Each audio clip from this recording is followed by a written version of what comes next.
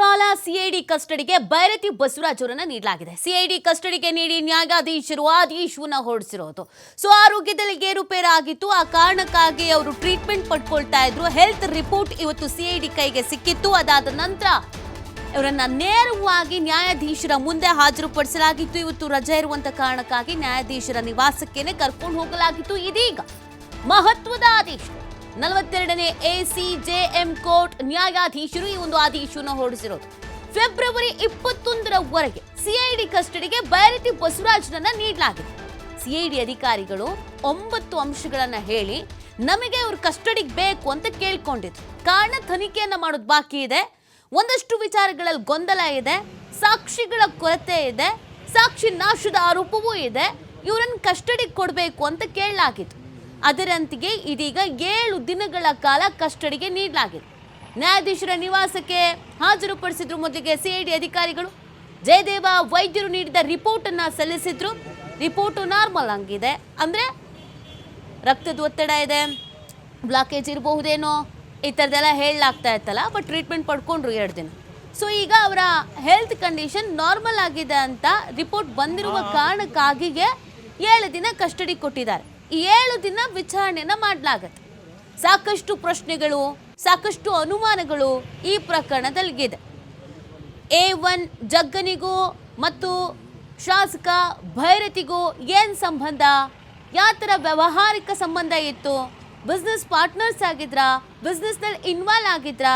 Murder ಆಗಿರೋ ಬಿಕ್ಲು ಶಿವನಿಗೂ ಇವರಿಗೂ ಏನು ಸಂಬಂಧ? ಏನಾದರೂ ವ್ಯಾವಹಾರಿಕವಾಗಿ ಜಗಳ ಆಗಿತ್ತಾ, ಗಲಾಟೆ ಆಗಿತ್ತಾ? ಇದೆಲ್ಲವೂ ಕೂಡ ಇಂಪಾರ್ಟೆಂಟ್ ಆಗತ್ತೆ.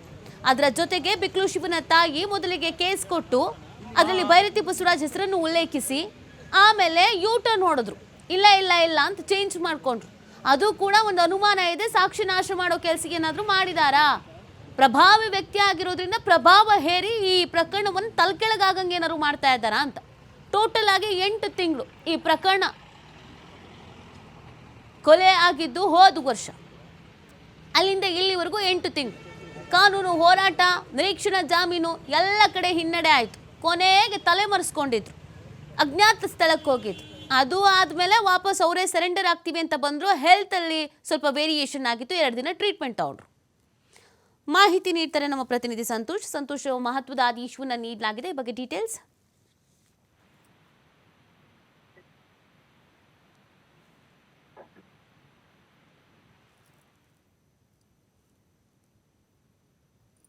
ಓಕೆ, ಸಂಪರ್ಕ ಕಡಿತ ಆಗಿದೆ. ನೋಡಿ, 2 ದಿನ ಟ್ರೀಟ್ಮೆಂಟನ್ನು ತೆಗೆದುಕೊಂಡ್ರು. ಹೃದಯ ಸಂಬಂಧಿ ಸಮಸ್ಯೆ ಇದೆ ಅನ್ನೋದು ಗೊತ್ತಾಯಿತು.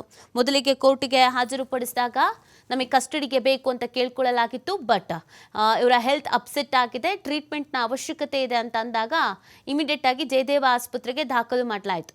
2 ದಿನ ಮಾನಿಟರ್ ಮಾಡಿದ್ರು, ಹೆಂಗಿದೆ ಏನು ಎತ್ತ ಇವರ ಹೆಲ್ತ್ ಕಂಡೀಷನ್, ಏನು ಪ್ರಾಬ್ಲಮ್ ಆಗಿದೆ ಅಂತ ಎಲ್ಲ.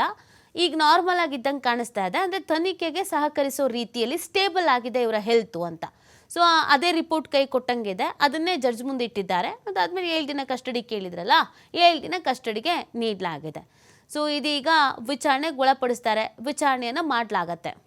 ಮಾಹಿತಿ ನೀಡ್ತಾರೆ ನಮ್ಮ ಪ್ರತಿನಿಧಿ ಸಂತೋಷ್. 2 ದಿನ ಟ್ರೀಟ್ಮೆಂಟ್ ತಗೊಂಡ್ರು, ಹೆಲ್ತ್ ನಾರ್ಮಲ್ ಇದ್ದಂಗೆ ಕಾಣಿಸ್ತಾ ಇದೆ, ಕೋರ್ಟ್ ಮಹತ್ವದ ಆದೇಶ ನೀಡಿದೆ. What next? ನೀತಿ ಈಗಾಗಲೇ ಏನು ಬಿಕ್ಲಾ ಶಿವ ಪ್ರಕರಣಕ್ಕೆ ಸಂಬಂಧಪಟ್ಟ ಹಾಗೆ ಬೈರತಿ ಬಂಧನ ಮಾಡಿರುವಂತ ಸಿಐಡಿ ಅಧಿಕಾರಿಗಳು ಆಸ್ಪತ್ರೆಯಲ್ಲಿ ಚಿಕಿತ್ಸೆಯನ್ನ ಕೊಡಿಸಿದ್ರು. ಕೋರ್ಟ್ ಸೂಚನೆ ಮೇರೆಗೆ ಚಿಕಿತ್ಸೆ ಮುಗಿದ ಬೆನ್ನಲ್ಲೇ ಇದೀಗ ನ್ಯಾಯಾಧೀಶರ ಮನೆಗೆ ಹಾಜರುಪಡಿಸಿರುವಂತದ್ದು. ನ್ಯಾಯಾಧೀಶರ ಮನೆಗೆ ಹಾಜರುಪಡಿಸಿ ಅವ್ರನ್ನ 14 ದಿನಗಳ ಕಾಲ ಕಸ್ಟಡಿಗೆ ಮನವಿಯನ್ನ ಮಾಡಿಕೊಂಡ್ರು. ನ್ಯಾಯಾಧೀಶರು ಇವರಿಗೆ ಚಿಕಿತ್ಸೆ ಕೊಡಿಸಿದಂತ ವರದಿಗಳೇನಿತ್ತು, ಆ ವರದಿಯನ್ನು ಕೂಡ ತನಿಖಾಧಿಕಾರಿಗಳು ಕೋರ್ಟ್ಗೆ ನ್ಯಾಯಾಲಯಕ್ಕೆ ಸಲ್ಲಿಕೆಯನ್ನ ಮಾಡಿದ್ರು.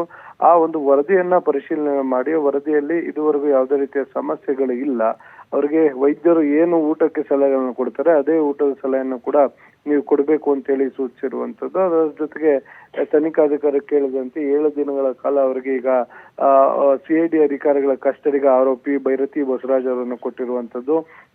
ಇದೀಗ NGV ಯಲ್ಲಿರುವ ಜಡ್ಜ್ ಮನೆಯಲ್ಲಿ ಅವ್ರನ್ನ ಇವತ್ತು ಪ್ರೊಡ್ಯೂಸ್ ಮಾಡಿದ್ರು. ಹೀಗಾಗಿ ಅಲ್ಲಿಂದ ನೇರವಾಗಿ CID ಕಚೇರಿಗೆ ಕರ್ಕೊಂಡ್ ಬರ್ತಾರೆ. CID ಕಚೇರಿಗೆ ಕರ್ಕೊಂಡ್ ಬಂದ ನಂತರ ಅಂದ್ರೆ 7 ದಿನ ಅಂದ್ರೆ 21ನೇ ತಾರೀಕುವರೆಗೂ ಕೂಡ CID ಅಧಿಕಾರಿಗಳ ಕಚೇರಿಯಲ್ಲಿ ಏನಿರ್ತಾರೆ.